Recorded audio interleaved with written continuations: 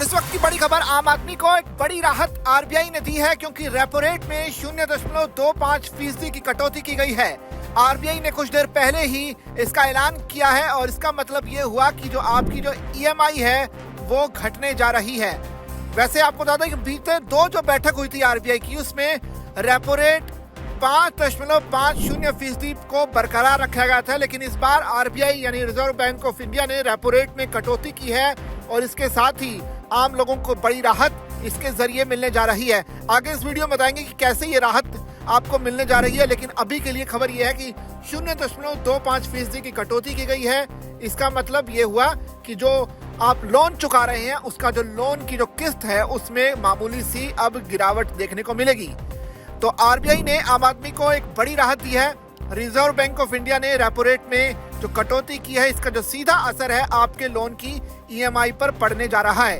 ये ईएमआई कितनी कम होगी इसके बारे में आपको बता दें एक कैलकुलेशन के जरिए, क्योंकि जो एसबीआई कैलकुलेटर है हमने इसका इस्तेमाल किया है इस कैलकुलेशन को करने में, क्योंकि रेपो रेट में कटौती से पहले एसबीआई का जो ब्याज दर था 7.5% चल रहा था। अगर बैंक ब्याज दर में 0.25% की कटौती करती है तो जानते हैं कि आपकी ईएमआई पर इसका कितना असर पड़ने जा रहा है। मान लीजिए आपने होम लोन 30 लाख रुपए का लिया, अभी आपकी जो ईएमआई है मौजूदा परसेंटेज के हिसाब से वो पड़ती है 20,976 रुपए, लेकिन क्योंकि कटौती हुई है 0.25% की, तो अब जो है आपको जो ईएमआई चुकानी होगी वो 20,465 रुपए चुकानी पड़ेगी, यानी 511 रुपए की बचत आपको हर ईएमआई में होने जा रही है। इसी तरह मान लीजिए आपने 50 लाख रुपए का होम लोन लिया हुआ था, तो आपकी मौजूदा रेट के हिसाब से जो ईएमआई बनती थी 34,961 रुपए बनती थी, लेकिन इस कटौती की वजह से अब आपको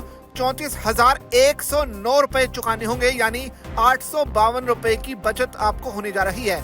और इसी तरह से 70 लाख रुपए के होम लोन पर अभी जो आपकी ईएमआई की किस्त बनती है 48,945 रुपए, लेकिन इस कटौती के बाद अब आपको 47,752 रुपए चुकाने पड़ेंगे, यानी 1,193 रुपए की बचत आपको मिलने जा रही है। तो इस तरह से अलग अलग अमाउंट के हिसाब से आपको अलग अलग तरह से इसका असर देखने को मिलेगा। वैसे अगर पिछले बदलावों की बात की जाए तो 7 फरवरी को भी जो बदलाव था वो किया गया था, 0.25% घटाई गई थी रेपो रेट। इसके बाद 9 अप्रैल को भी 0.25% घटाई गई, जिससे जो रेपो रेट है 6% पर पहुंच गई। उसके बाद 6 जून को 0.50% की गिरावट हुई, इसके हिसाब से 5.5% रेपो रेट पहुंच गई। फिर अगस्त और अक्टूबर में कोई बदलाव आरबीआई की तरफ से नहीं किया गया और अब जाकर आरबीआई ने फिर से 0.25% की कटौती की है और इसका सीधा सा असर आपकी ईएमआई पर पड़ने जा रहा है। इस वीडियो में हमने बहुत आसान भाषा में आपको ईएमआई की जो कमी है वो कैलकुलेटर के जरिए समझाने की कोशिश की। उम्मीद है कि आपको ये समझ आ गया होगा कि आपकी ईएमआई में अब कितनी बचत आपको होने जा रही है। इस पूरी खबर पर और आरबीआई के इस फैसले पर आपका जो कुछ भी कहना है आप कमेंट के जरिए हमें अपनी राय पहुंचा सकते हैं और ऐसी खबरों के लिए बने रहिए जागरण बिजनेस के साथ।